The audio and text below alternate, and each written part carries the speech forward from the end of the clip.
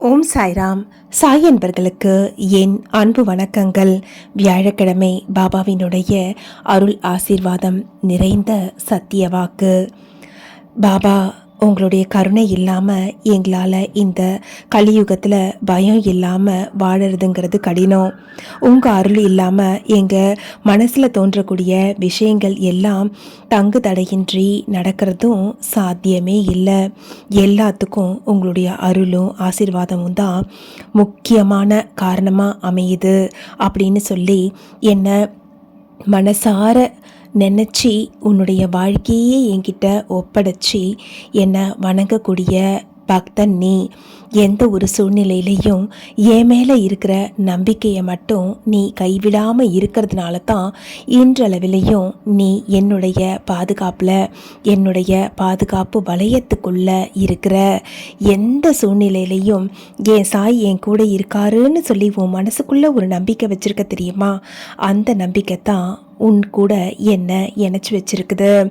எல்லாரும் நல்லா இருக்கணும், ஆனந்தமாக இருக்கணும், யாருக்கும் எந்த தேவைங்கிறதே இருக்கக்கூடாது, எந்த பஞ்சம்ங்கிறதே இருக்கக்கூடாது, பசி பட்னின்னு யாருமே இருக்கக்கூடாதுன்னு சொல்லி பார்க்குற எல்லாரும் நல்லா இருக்கணும்னு சொல்லி நினைக்கக்கூடிய கருணை மனம் நிறைந்த உன்னை போன்ற பக்தர்கள் என்னை எப்போதும் மகிழ்விக்க கூடியவர்கள். என்னையே உன்னுடைய குருவாகவும் தெய்வமாகவும் தாயாகவும் தந்தையாகவும் ஏன் ஒரு படி மேலே போய் உன்னுடைய குழந்தையாகவும் பாவிக்கக்கூடிய அந்த மனப்பக்குவம், அந்த தூய மனம் எப்போதும் என்னுடன் உன்னை இணைத்து வைத்திருக்கும். என்னுடைய பார்வை எப்போதும் உன்னை விட்டு நீங்காது.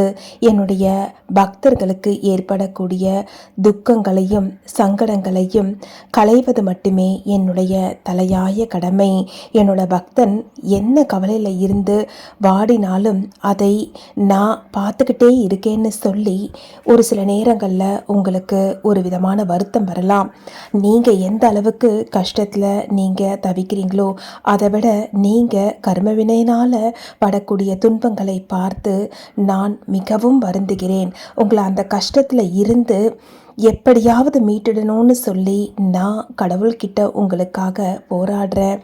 என்னுடைய பக்தர்களுக்கு நான் எப்போதும் அரணாக நின்று காப்பாற்ற வேண்டும் என்பதே என்னுடைய கடமை. அதைத்தான் நான் செஞ்சுக்கிட்டே இருக்கேன்.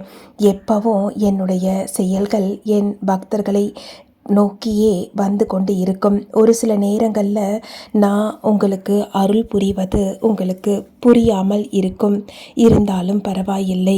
ஏன்னா உங்களுடைய சூழ்நிலை அப்படி உங்களை யோசிக்க வைக்குது. நீங்கள் கேட்ட உடனே உதவி கிடைச்சிட்டா என்னுடைய இருப்பை நீங்கள் உணர்றீங்க. அது சில நேரங்களில் தாமதமானால் நீங்கள் என்னை கோபித்து கொள்கிறீர்கள். பரவாயில்ல. அந்த தன் தாய்கிட்ட எப்போவுமே உரிமையாக எதையாவது அடம் பிடிச்சி கேட்டுக்கிட்டே தான் இருக்கும். அந்த தாய் அந்த குழந்தைக்கு கொடுக்கலனா அந்த குழந்தை வருத்தப்படத்தான் செய்யும். அதுபோல தான் நீங்களும் என்கிட்ட எதையாவது உங்கள் சந்தர்ப்பத்துக்கு ஏற்ற மாதிரி கேட்டுக்கிட்டே இருக்கீங்க. ஒரு சில நேரங்களில் அதை கொடுக்க முடியாத சூழ்நிலையில் நான் இருப்பேன். ஏன்னா அது நான் கொடுக்கலங்கிறத விட உங்களுடைய கர்ம வினை அதை தடுத்திருக்கும். ஆனால் இது உங்களுக்கு புரியாது இல்லையா? தாயுள்ளம் கொண்ட எனக்கு உன்னுடைய சூழ்நிலை புரியுது. கவலைப்படாத. இக்கட்டான நேரத்தில் உன்னை நான் நிச்சயமாக கைவிட மாட்டேன். எப்படியாவது யாராவது ஒரு ரூபத்திலையாவது வந்து நான் உன்னை காப்பாற்றுவேன். பாபான்னு சொல்லி நீ அபயக்குரல் கொடுத்தும் எனக்கு கேட்காமலா இருக்கும். உன்னுடைய அபாயம் தவிர்த்து உனக்கு வரக்கூடிய சங்கடங்கள் அனைத்தையும் நான் நீக்கி அருள்வேன். என்னை நம்பு. என்னை நம்பிய உன் போன்ற பக்தர்களை நான் ஒருபோதும் கைவிட மாட்டேன். உன்னுடைய நம்பிக்கைக்கு எப்போதும் நான் பரிசு தந்து கொண்டே இருப்பேன். ஒரு சில நேரங்களில் நான் கொடுத்ததை நீ உணராமலும் போகிறாய். நீ கேட்டு நான் கொடுத்து அந்த ஆனந்தத்திலேயே நான் கொடுத்ததை கூட ஒரு சில நேரங்களில் மறந்து போயிடுற. ஆனால் அந்த நிலையிலையும் கூட நான் உனக்கு அருள் புரிவதை நிறுத்துவதாக இல்லை.